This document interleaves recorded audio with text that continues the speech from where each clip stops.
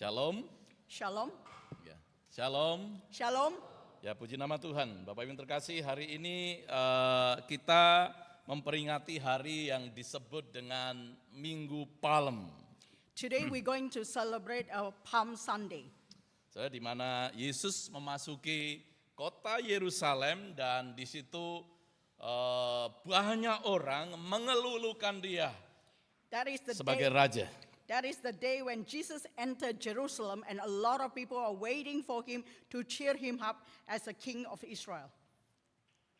Mereka berteriak, Hosana, Hosana, diberkatilah Dia yang datang dalam nama Tuhan. They shout, Hosanna, Hosanna, bless those who are coming from the Lord. Kira-kira kenapa, saudara? Do you think why is that?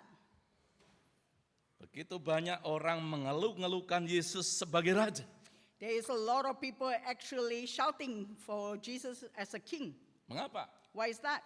Karena mereka selama ini melihat dan mendengar betapa luar biasanya Yesus itu.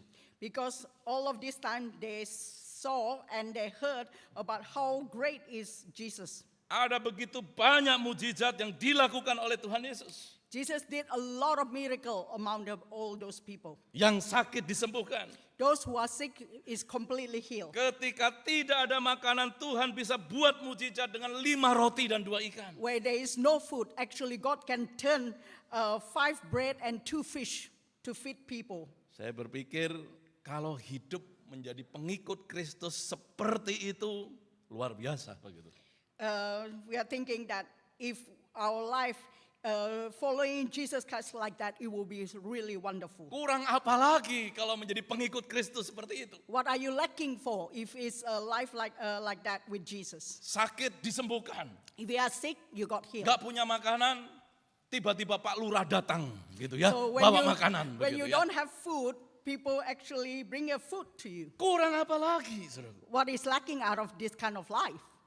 Namun ketika Yesus ditangkap, saudaraku, But when Jesus was being arrested, dan Alkitab menggambarkan dalam kitab Yesaya itu dia seperti anak domba yang keluh, yang tidak bisa ngomong apa-apa, yang tidak berdaya.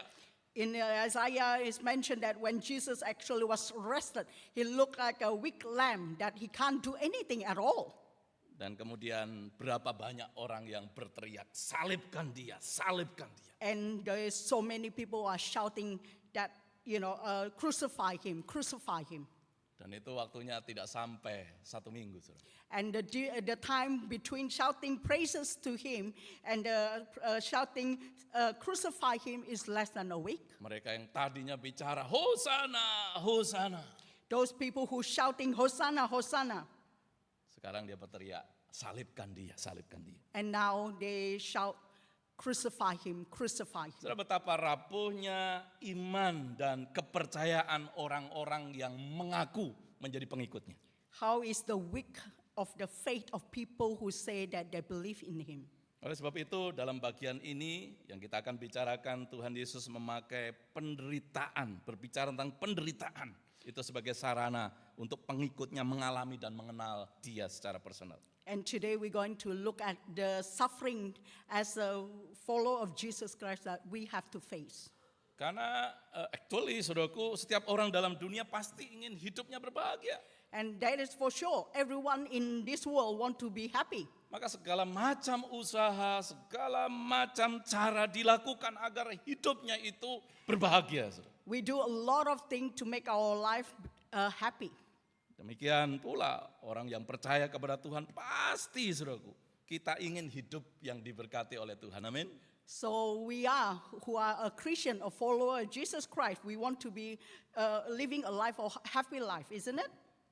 Dalam 8 ucapan bahagia ini, saudara, Beatitudes ini, saudaraku, Yesus memberikan gambaran menyeluruh tentang kehidupan seorang murid Kristus itu seperti apa. In the word of 8 happiness, be happy, Jesus actually described what it meant to be a follower of Jesus. Saudara, jika kita akan baca sepintas, kelihatannya sebagai sesuatu yang memang aneh. Saudara. So when we look at it just briefly, it's something that is very actually odd. Sesuatu yang tidak lazim, tidak biasa. something that is not normal. Bahkan bertentangan dengan pemikiran-pemikiran dan nilai-nilai pada umumnya. So it's actually different, contradicting from the normal thinking. Ya, artinya terlihat kontradiktif begitu. That is so that a contradiction in the life. Karena yang miskinlah yang empunya begitu. Because they say that the poor is actually the one who own. Yang miskin, yang punya hal yang sangat dicari, yang sangat didambakan oleh semua orang, itulah surga. Those who are poor is people who have entitled to the heaven. Yang dikatakan yang berduka justru yang berbahagia. Those who are mourn is actually they will be comforted. Dikatakan yang haus justru yang mendapat kepuasan. Those who are thirsty that they will be fulfilled. Dalam bagian lain, saudara, kita juga mendapati Allah juga meninggikan yang rendah dan merendahkan yang sombong. God also lift up people who are humble and destroy people who are very proud. Memanggil yang terakhir untuk menjadi yang pertama dan juga sebaliknya. To bring the last person to become the first person. Saudara, hal ini seolah bertentangan dengan kebudayaan duniawi, dunia yang meninggikan orang yang kaya, orang yang berkuasa dan sebagainya. And this actually go against what the world actually treat people who are very rich and powerful. Padahal normalnya di tengah-tengah dunia ini seperti itu. Meninggikan, memberikan tempat yang utama, yang paling dikatakan apa itu? Dari VIP sampai VVIP gitu ya. In our world, we look upon those people who are rich, who are powerful, and we call them VVIP. Oleh sebab itu, saudaraku, dalam khotbah di bukit ini, saudara, Yesus memberikan ajaran yang penting sekali tentang nilai-nilai kerajaan Allah itu. So the Sermon on the Hill, Jesus actually gave a picture for us what is meant to be the value from heaven. Dan dalam bagian ini Yesus bicara tentang penderitaan, suffering. And this Jesus talk about suffering. Mari kita baca sama-sama, saudara. Matius pasal 5 ayat 10 sampai 12 ini. Let's look upon Matthew chapter 5 verse 10 to 12. Ada di layar kita, ya. We have it in the projector. Nah, kita baca 1, 2, 3. Berbahagialah orang yang dianiaya oleh sebab kebenaran, karena merekalah yang empunya kerajaan surga. Berbahagialah kamu jika karena aku kamu dicela dan dianiaya dan kepadamu difitnahkan segala yang jahat.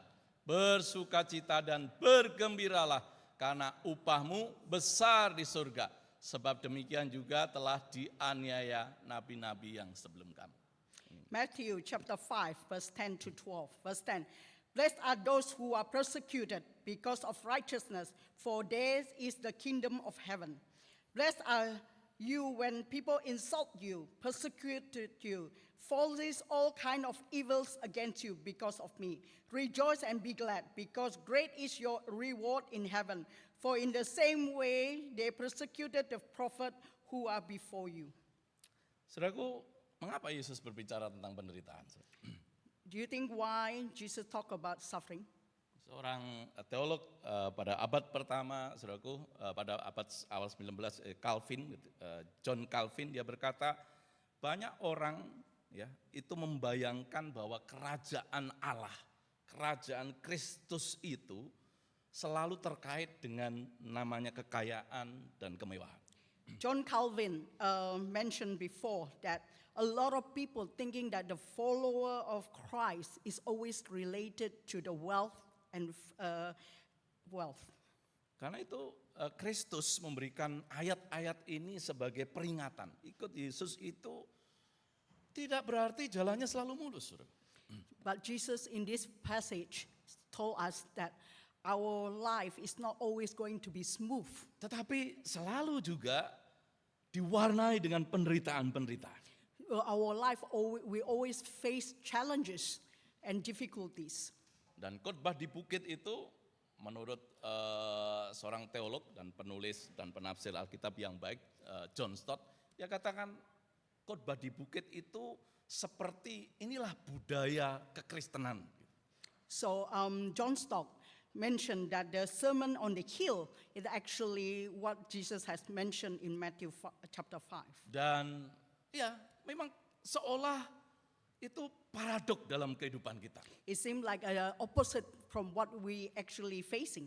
Jadi sekarang yang miskin justru yang punya, yang haus justru yang puas begitu. Those who are poor actually got something. Those who are thirsty actually being filled.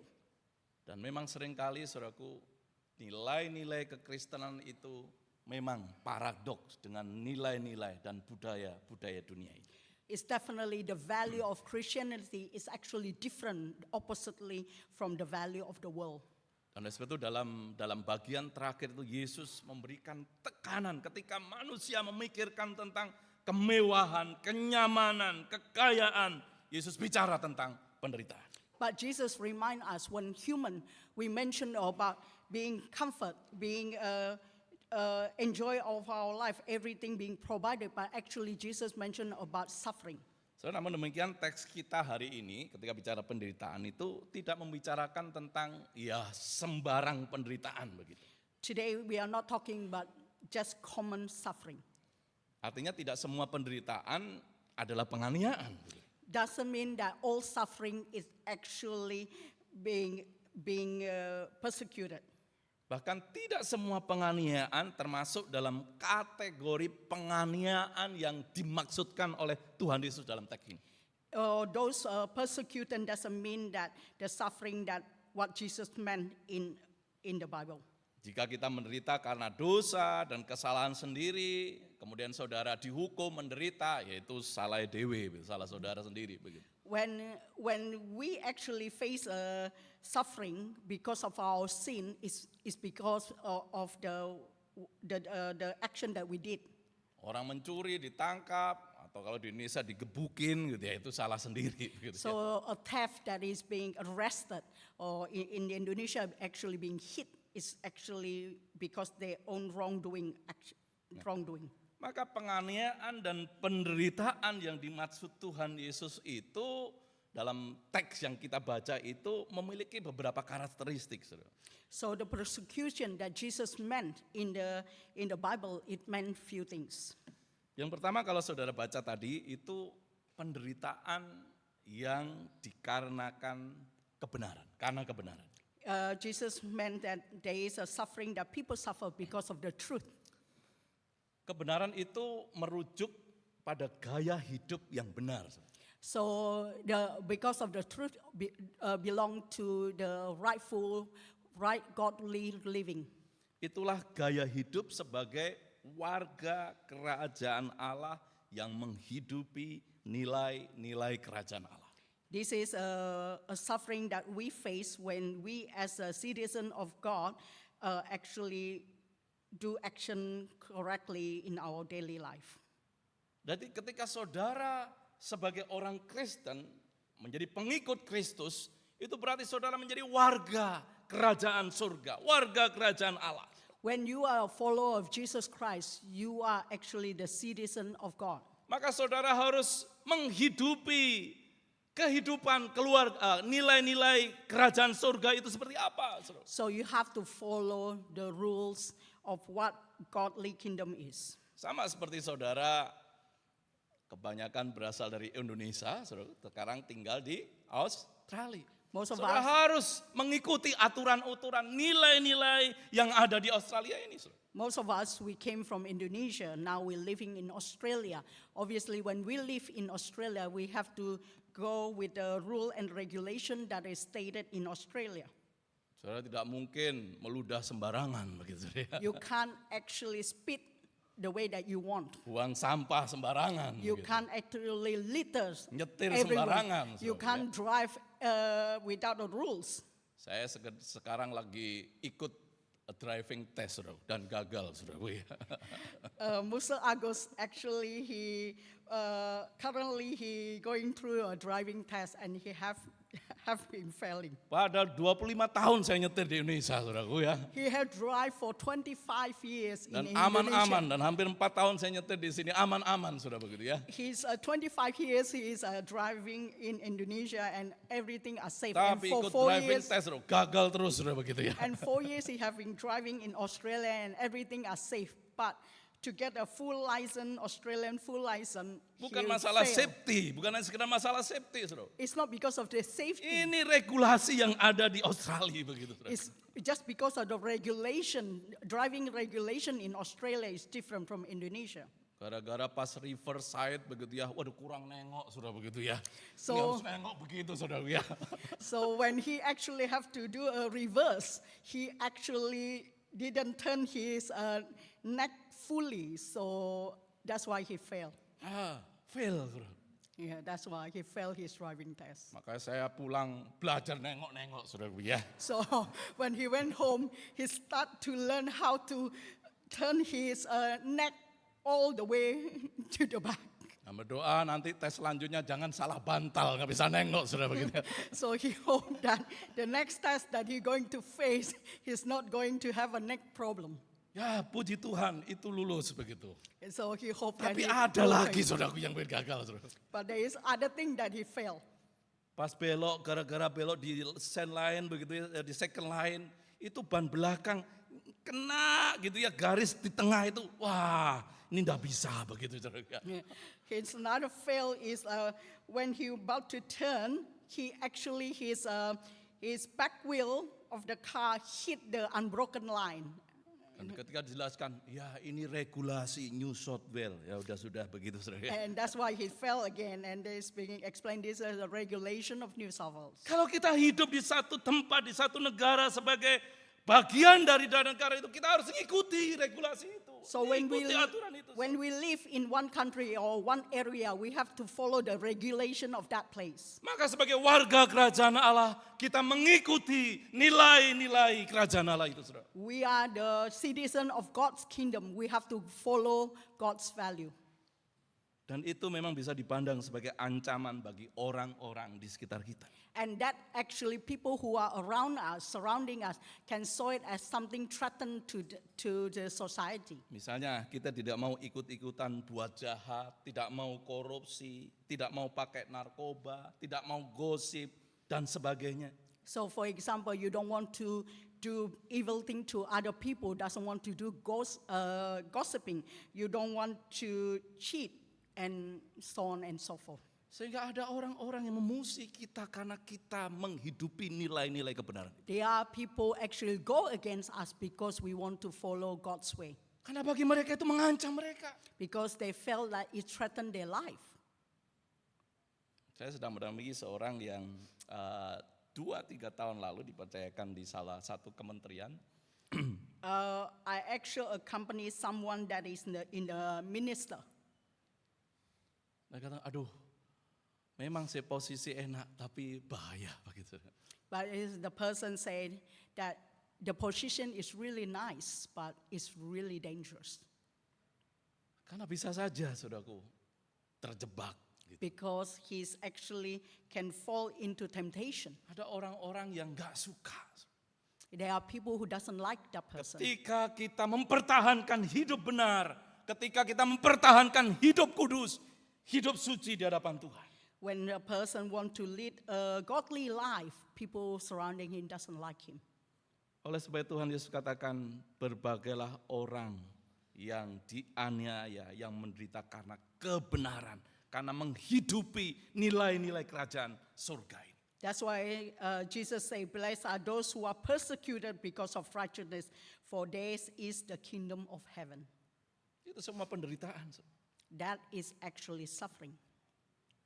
Ketika mereka bisa bersenang-senang dengan hasil kejahatan, kita tidak seperti itu. When they can be happy from the result of the evil doing, but we are not like that. Itu sebuah suffering sendiri dalam hidup kita. So it's something we suffer in our life. Bersyukur kalau punya pasangan yang nggak neko-neko, sudah begitu ya. We are glad when our partner of life, Ada banyak kasus-kasus korupsi di Indonesia itu gara-gara pasangannya. Itu tetangga, padahal itu kan di bawah kamu posisinya, udah bisa beli Mercy, lu cuma beli Panther gitu. Ya.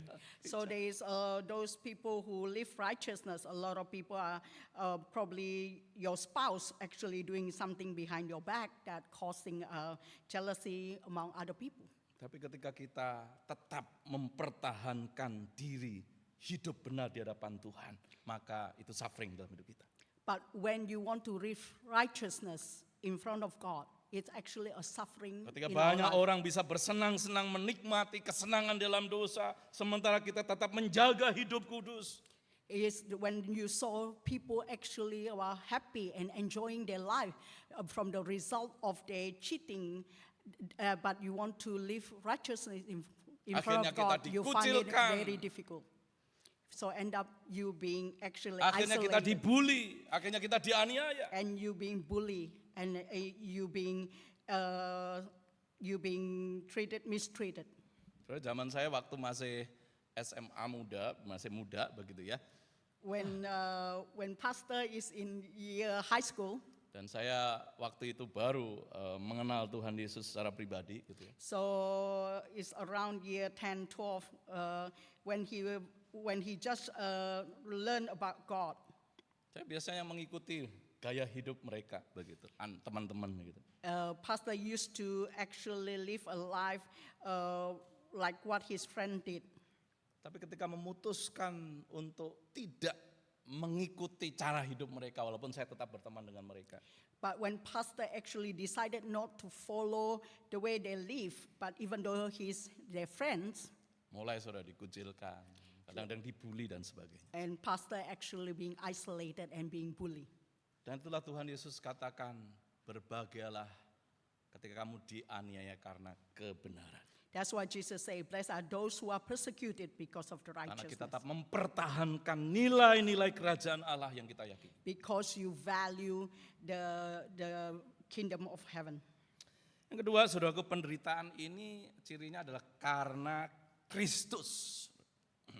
The suffering is due, the second part is the suffering due to Christ. Maka tadi dikatakan, saudaraku, di dalam ayat Matius 5 ayat 10-12 tadi dikatakan, berbahagialah kamu jika karena aku. Jesus say, bless those who are you being insulted because of me. Nah, penambahan kata karena aku ini memberikan sebuah penekanan yang khusus dan personal. Saudara. Because of me, it's actually given a personal indication. Dan ini sangat diperlukan. Saudara. And this is really something that is required. Karena dalam konteks keagamaan Yahudi pada waktu itu memang ada beragam tipe kesalehan. Saudara. In Judah, there is so many things that you need to do in order to follow the Christ. Ketika orang Farisi, orang Saduki memelihara betul-betul hukum Taurat itu kesalehan. Saudara. So when the Pharisee and follow actually what is traditional, it's actually something Tapi that kesalehan yang dipikirkan faithful. di ayat 11 ini bukan hanya terkait dengan tradisi, melainkan dengan pribadi. but it's actually not. But what Jesus meant is not about tradition, but also it's actually about the private things. Ini bukan tentang ritual atau aturan-aturan agamawi, tapi berkaitan dengan relasi dan cintanya kepada Kristus. It's not because of the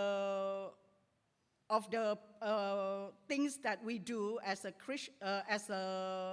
for people who are believe in God, but something we do because we love God. Dan memang orang-orang yang percaya kepada Kristus itu selalu, saudaraku, mengalami penderitaan dan penganiayaan. Those who believe in Christ always face a suffering.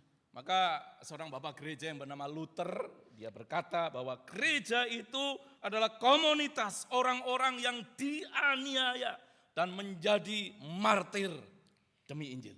So Luther mentioned that actually the church is community who are actually persecuted and matter for people. Dan itu terjadi di sepanjang sejarah gereja, di sepanjang zaman. And it happened throughout all century. Salah seorang bapak gereja yang bernama Polikarpus. Someone who called Polycarpus. Dan Polikarpus ini adalah murid daripada Yohanes, Rasul Yohanes. And he is a disciple of John. Tahun 155 atau 156 Masehi, So 156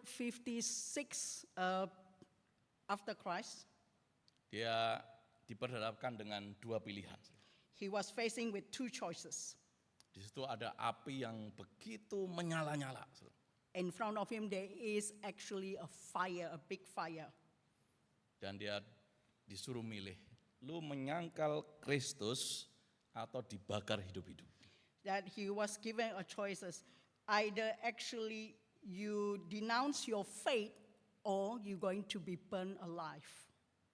Dia orang yang begitu teguh, percaya dan punya iman yang teguh di dalam Kristus. He has someone who are really believe in God. Dan saat itu pemerintahan Romawi melakukan penganiayaan yang luar biasa. And during those Roman time, the Roman government actually did persecution that is really actually very bad, very badly. Tapi satu penyataan daripada Polikarpus yang begitu terkenal adalah seperti ini. But Polycarpus says something like this. Bagaimana mungkin 86 tahun aku telah melayani Kristus dan ia tidak pernah mengecewakanku. Polycarpus mentions this. For 86 years I have served Christ and he has done me no wrong.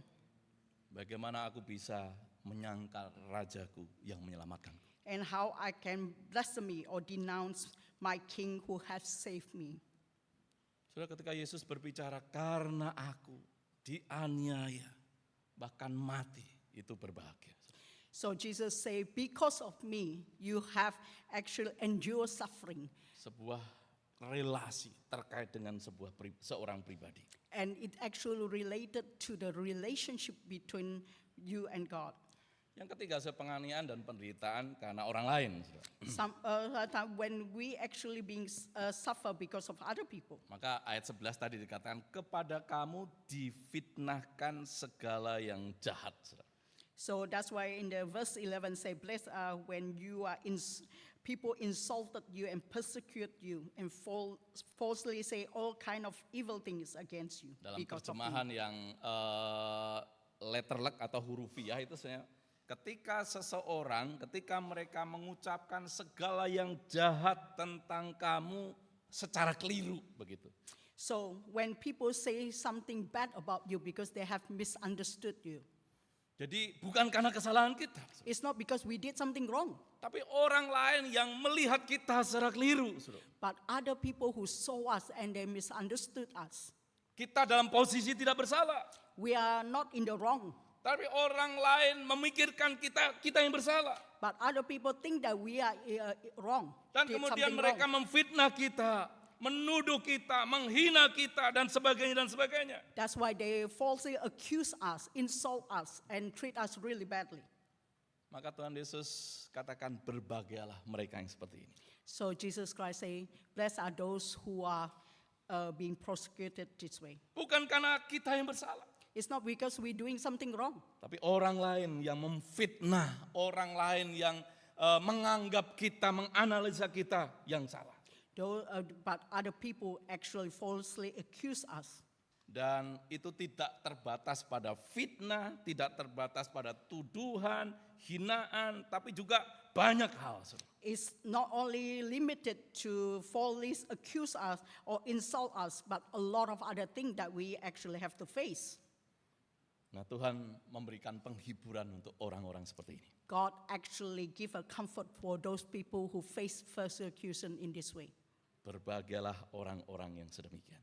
So blessed are those people who have faced this kind of challenges in life. Yang keempat, saudara, The fourth penderitaan one. berbentuk verbal dan juga non-verbal.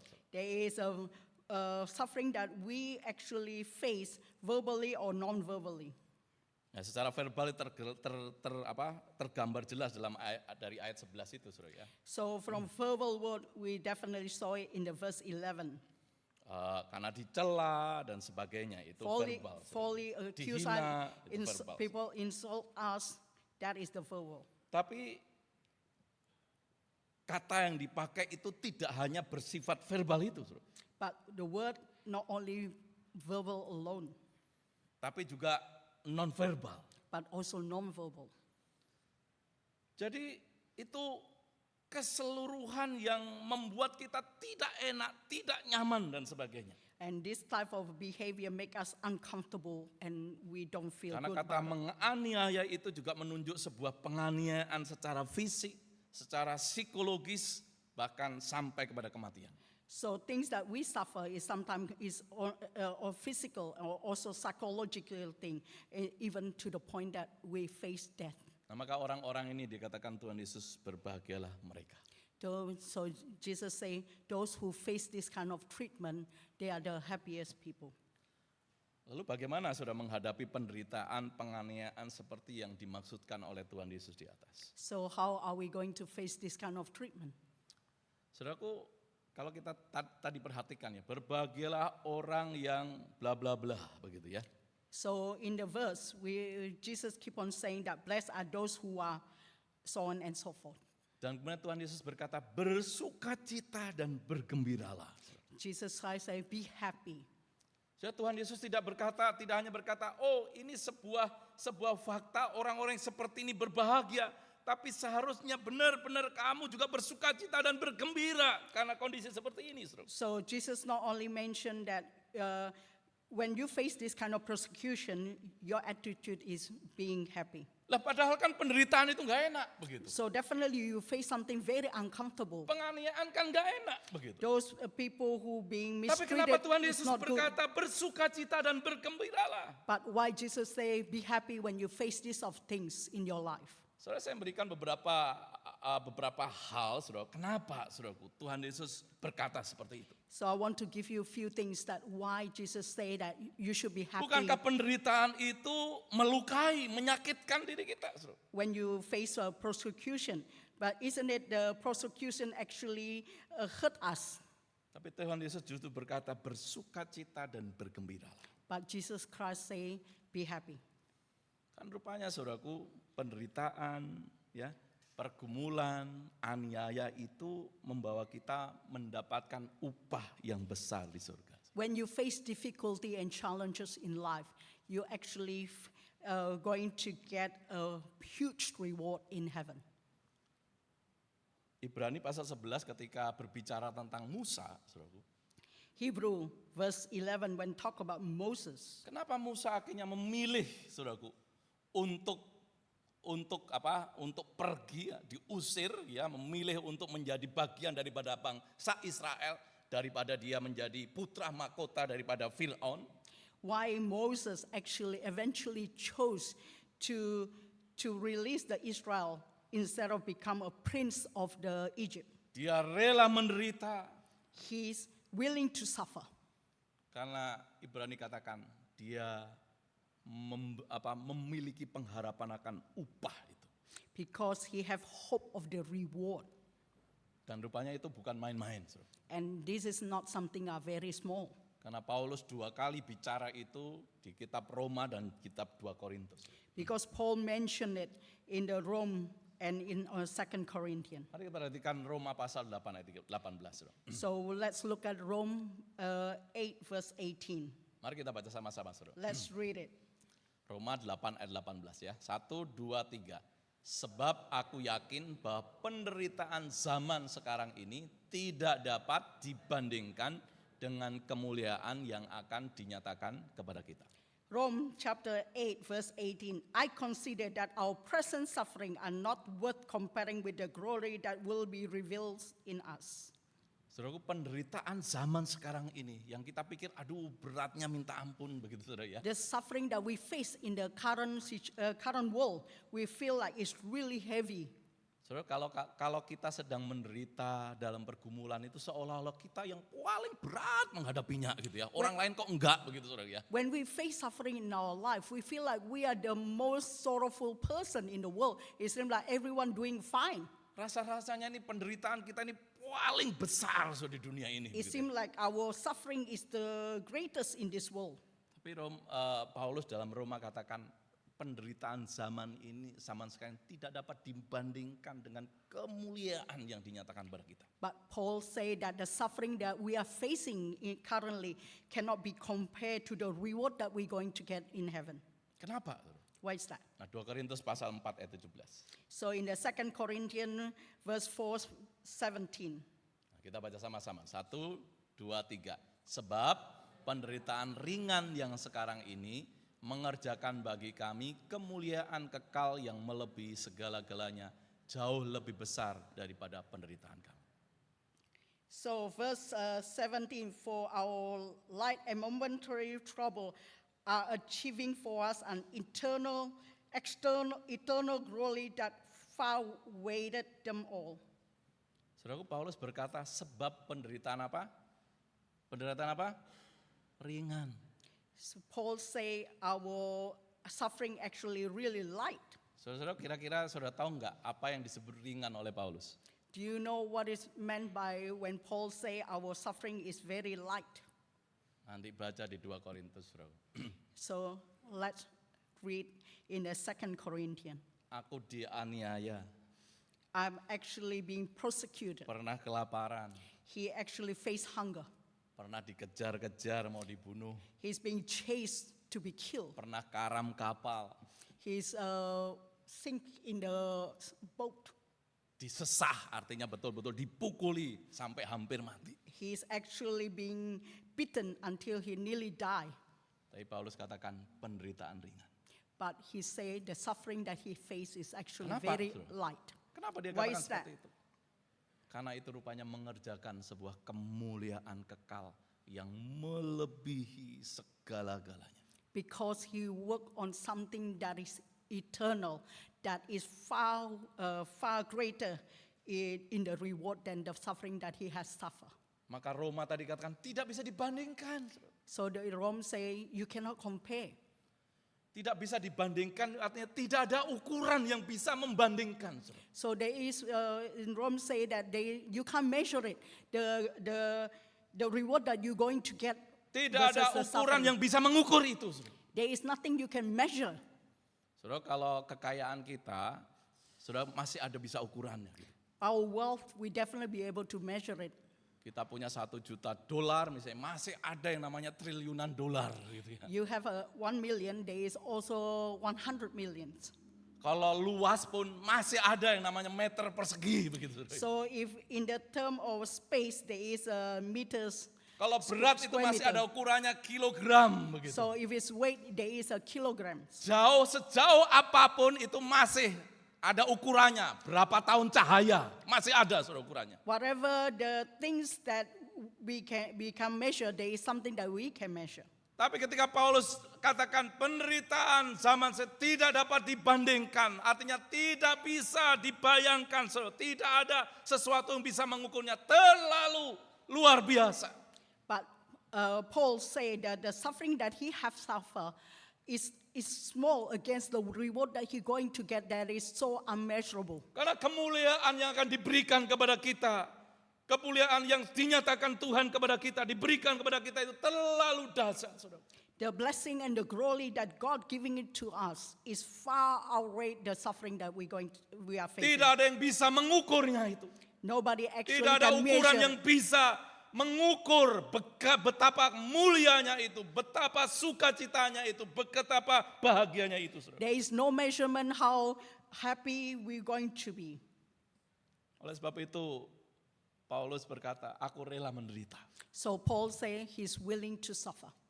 Karena dia tahu persis bahwa kemuliaan yang dinyatakan, diberikan kepada dia itu lebih dari apapun juga. Because he knew that the blessing and the glory that he's going to receive more greater than anything else that he have endured. Dan itu menjadi sesuatu yang penting, saudara. And it's become something very important. Karena itu yang kita akan alami dan hidupi untuk selama-lamanya. Because it's something that we're going to experience and we're going to live it throughout our life. Penderitaan seberat apapun itu ada waktunya, saudara. So how much suffering that we are facing, there is always a time limit. Penderitaan kita alami di dunia seberat apapun ada waktunya, akan berhenti, saudara. So how much suffering that we going to face is going to have a time limit. One day Paling will stop. menderita akhirnya membuat kita mati, selesai, saudara. Penderitaan. So even though you face the most suffering, the worst thing is you're going to die from it. Tapi kemuliaan kekal itu akan terus berlanjut untuk selama-lamanya. But eternal glory that we're going to face when we die is always going to be everlasting. Dan itu yang dipikirkan, itu yang dimengerti oleh Paulus. And that is what Paul thinking of, that what he has understood. Kita menderita di dunia ini paling tidak ya sampai 100 tahun mungkin. Puji Tuhan. When we suffer in this world, maybe up to 100 years, Seberat apapun penderitaan kita, ada batasnya, selesai. how heavy is our suffering? Actually, there is a time limit. Bahkan di dalam ilmu medis, saudaraku, Even in the medical sense, ketika kita sudah tidak kuat dengan rasa sakit itu, when we actually cannot stand the pain, Tuhan kasih apa, saudara? what God gave. Kasih apa, saudara? Kalau dokter kasih morfin, saudara. If it's a doctor, they will give you a morphine to lessen your pain. Tuhan kasih pingsan kita, saudara. But God actually give you, actually being Apa pingsan itu? unconscious. Unconscious ya. Mana, saudara? Kita sudah merasa sakit, gak tahan. When you Pingsan. actually face pain, really badly pain, Tapi God dalam give you beberapa waktu unconsciousness. saudara sadar lagi. Obviously, after a while, you will be awake again. Maka itu sebagai anugerah daripada Tuhan. And that is actually a blessing from God. Termasuk kematian juga anugerah. So even the death is actually a blessing. Karena kita lepas dari segala masalah penderitaan di tengah dunia. Because you actually being relieved from all suffering that you face in this world. Yang kedua, saudara, penderitaan itu membuktikan kemurnian iman kita. So the difficulty that we are facing is actually showing the faith of the strong faith of our own faith. Bahkan dikatakan ya bersyukur karena turut menderita bersama Kristus. Karena Kristus juga menderita. So it say that be happy because you facing persecution because God, Jesus Nabi-nabi himself dalam faced perjanjian it. lama, para rasul ya, itu juga orang-orang yang mengalami penderitaan dan aniaya. Those people who are prophet and disciple of Christ also face it. Ketiga, kita menderita karena pribadi yang kita cintai, Kristus Yesus, dan kita dianggap layak untuk menderita bersama. So the third suffering is because we are the people who love God and we face a suffering because of it. Yang keempat, kita menjadi teladan yang menguatkan orang-orang Kristen yang lain. And the fourth one, we become an example for people who face a suffering. Ada kisah-kisah seperti Polikarpus, kisah tentang Petrus, kisah tentang Thomas yang mengalami penderitaan dan menjadi martir di sana. We saw the Paul's example, Polycarpus, and even Thomas, who actually become a martyr of their belief because they follow Christ.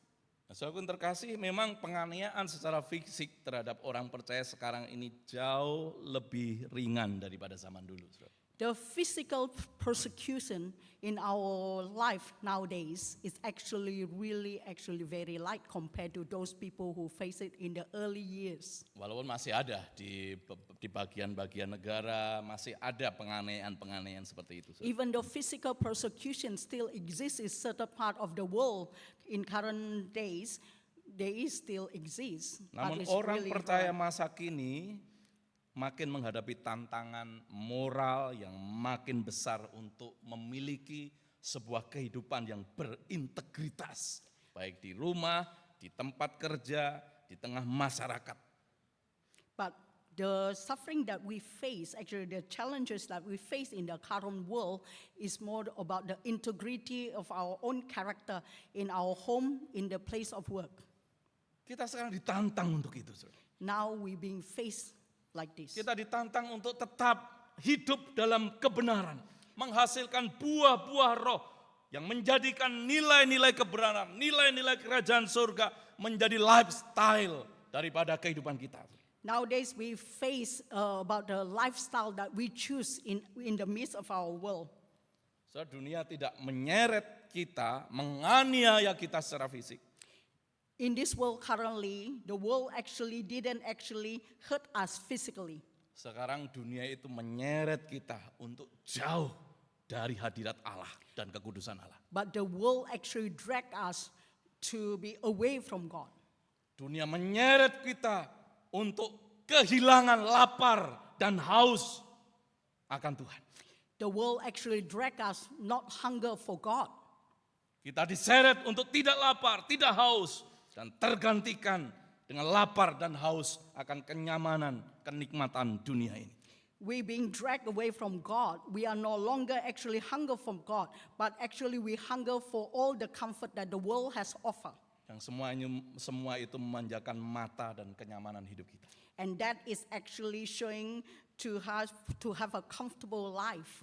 Dunia tidak langsung terang-terangan menyuruh kita menyangkal Yesus. The world nowadays doesn't ask us to denounce God.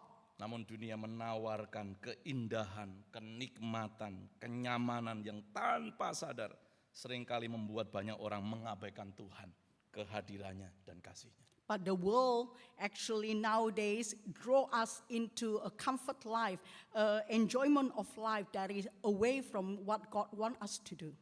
Dan tanpa sadar kadang-kadang bagi mereka seperti ini, Tuhan itu ada atau tidak ada pengaruhnya dalam hidup saya. And end up that you felt that whether God exists or doesn't exist, it is no longer have influence in my life at all.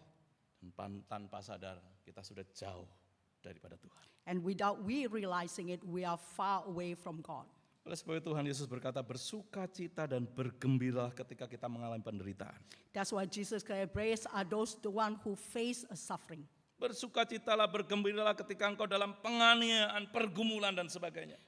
Be blessed those the one who are facing a persecution. Karena Tuhan itu sedang menjaga hidup kita untuk tetap hidup benar dan kudus di tengah zaman akhir yang makin rusak ini. Because God actually still guided your life, that God doesn't want you to be stray away and follow the world that has to offer. Dan kadang-kadang Tuhan pakai penderitaan, pergumulan hidup kita untuk menjaga hidup kita, untuk tetap benar di hadapan Tuhan. God sometimes use the suffering, the challenges, the difficulty that we face in our life to stay truth in His own path. Maka bersukacitalah dan bergembiralah. That's why be blessed and be happy. Bersyukurlah di tengah penderitaan, pergumulan yang Tuhan berikan. Be happy when you face suffering and the challenges of life. Itu membawa kita untuk mengalami Tuhan dan melihat kemuliaannya lebih lagi dalam hidup kita. That your life be able to depend on God, to see the glory of God working in your life. Berbahagialah orang-orang yang menderita di dalam Tuhan. Be happy and be joyful. Bless those who are face suffering. Amin. Amen. Mari kita berdoa. Let's pray. Tuhan, terima kasih untuk hari ini. Tuhan tolong kami rapuh, kami sangat-sangat fragile dalam hidup ini. Father God, thank you for this word. Our life is really fragile. Kami manusia suka hidup nyaman, hidup tenang, hidup bahagia. We human, we like to live in the peace, live in the comfort, and always be happy. Tapi tidak seperti apa yang Tuhan maksudkan. But it's not what God meant by it. Sesuai dengan apa yang dikonsep oleh dunia ini. What the world was thinking. Tapi Tuhan tolong kami untuk tetap memegang kebenaran Injil itu, kebenaran firman itu, nilai-nilai kerajaan surga itu. But God help us to hold on to your word, to live our daily life according to your values. Sehingga kami adalah orang-orang yang sungguh-sungguh terberkati di hadapan Tuhan. So we become someone who are being blessed in front of you. yang akan mengalami kemuliaan kekal yang luar biasa itu. That one day we will face eternal blessing. Mendapat upah atas ketekunan kami, gaya hidup kami yang betul-betul sepadan dengan kebenaran. And we're going to receive a reward that we being lived truly in front of you. Itulah doa kami Tuhan. This is our prayer. Dalam nama Tuhan Yesus Kristus kami berdoa. In the name of Jesus we pray. Amin. Amen. Tuhan berkati. God bless.